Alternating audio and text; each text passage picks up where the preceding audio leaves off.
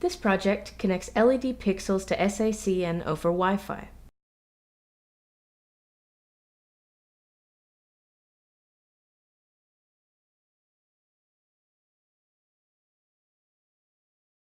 First, a computer with Windows operating system is used to install the firmware on the ESP8266.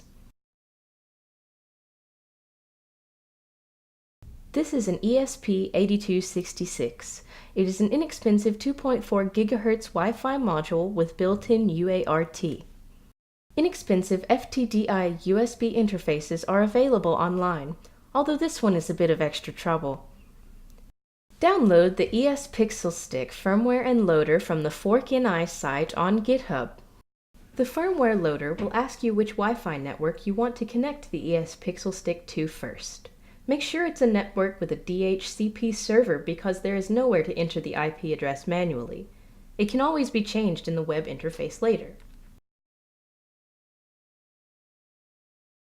The first attempt to load the firmware did not work. The ESP8266 has to be put into bootloader mode in order to load firmware by shorting the GPIO 0 pin to ground during a reset. Unfortunately, this inexpensive USB interface does not have a bootloader button.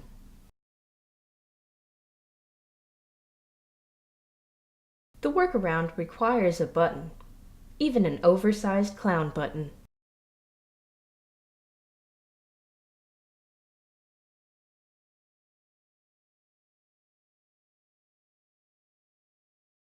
The button can be wired to the GPIO 0 pin and ground pin of the USB interface. Ideally, a reset button and some resistors would also be wired because the bootloader button has to be held down during startup, but it might work by plugging it in with the button held down.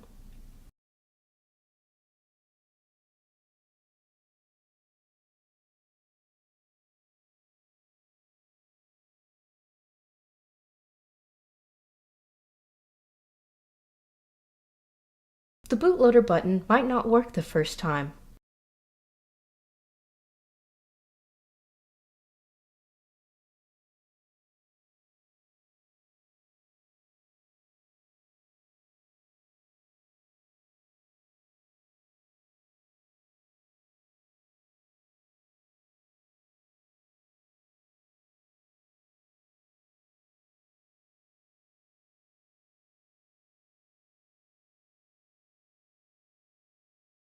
When it does work, you'll see the blue light on the ESP8266 start blinking quickly with data transfer.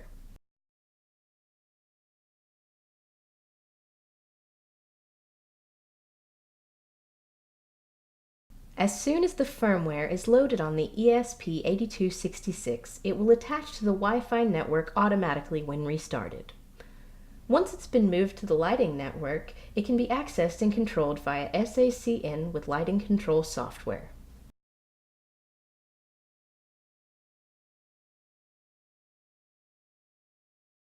The software being used here is LightJams. Yay, LightJams!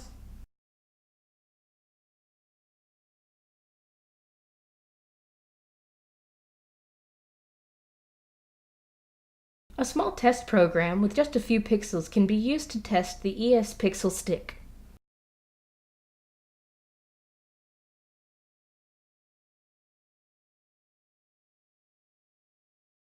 The ESP8266 can now be attached to the ES Pixel Stick and powered with a 5-volt power supply. It should now be able to control WS2811B type pixels.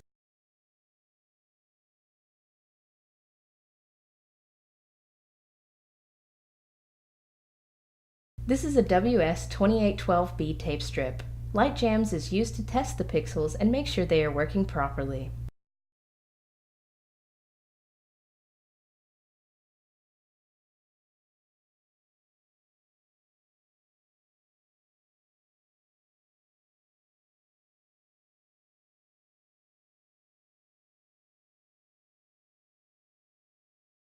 The next step will require some cardboard, a ruler, and a drone. Cut the cardboard into squares that fit under the drone. If you don't already have a drone, refer to instructions on the Arducopter website. Taping two squares together with the grains pointed in opposite directions will increase strength.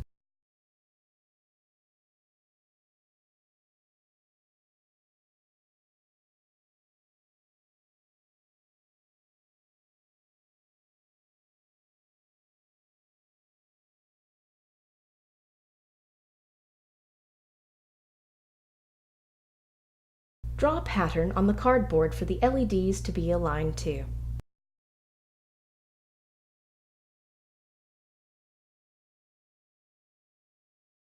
To secure the wires and equipment with zip ties, poke holes in the cardboard. It's easier to poke holes before the LEDs and wires have been attached.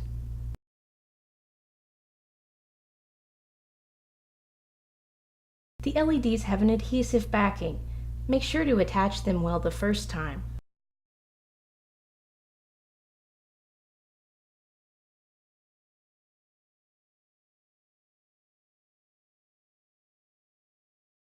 This project uses 25 LEDs.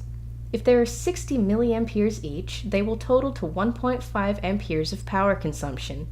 That is the maximum rating of this LM7805 voltage regulator, so it would be iffy to use this in a serious manner, but it should be enough for a prototype. Light jams can treat the LEDs like a two-dimensional matrix. Make sure that the LEDs are oriented the same way they are going to be oriented in the software. The data wire runs through the strips in series.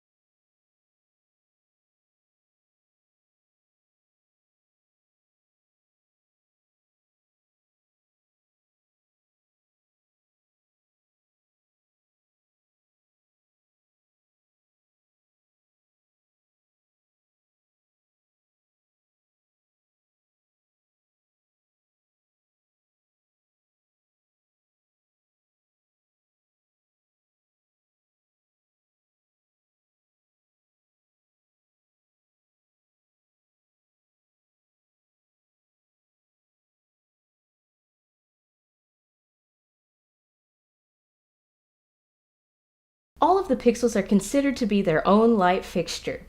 Each pixel is represented by an attribute in the software.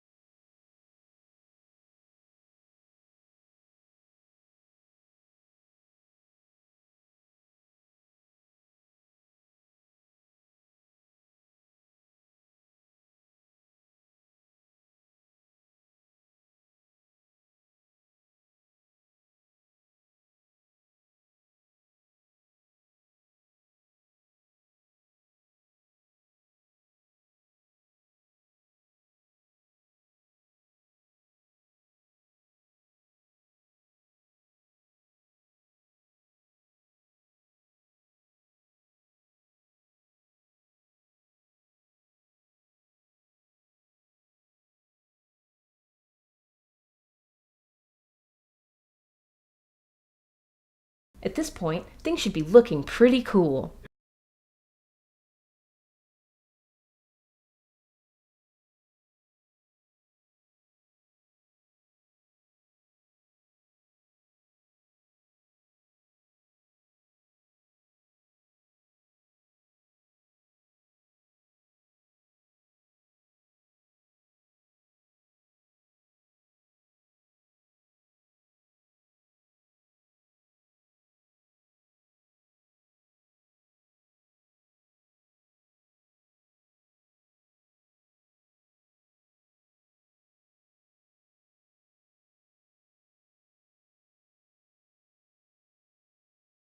When the LED panel is mapped, it is clear that all of the wires and components are working properly.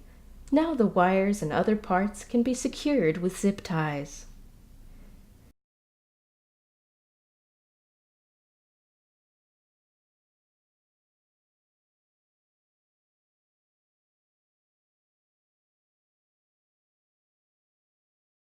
The ES Pixel Stick, voltage regulator, and electrolytic capacitor can now be attached to the top.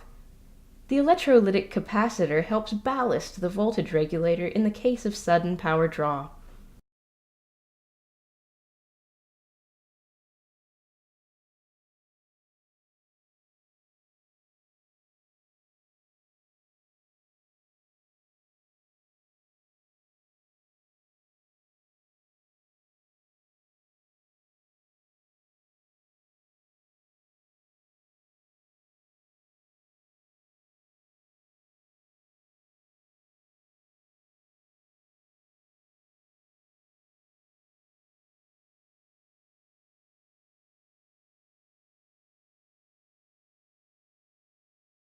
Test the panel with a 12-volt power supply to make sure the voltage regulator is adequate.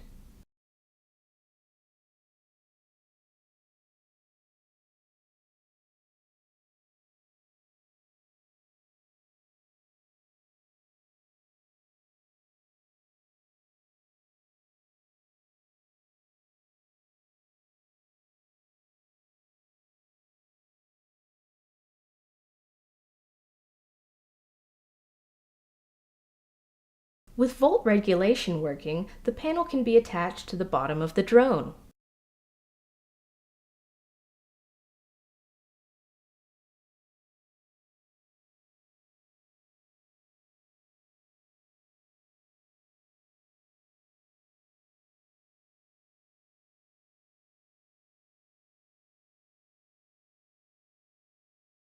After the battery for the drone is attached, the LED panel should turn on, attach to the lighting Wi-Fi network, and begin receiving commands from light jams on the lighting control computer.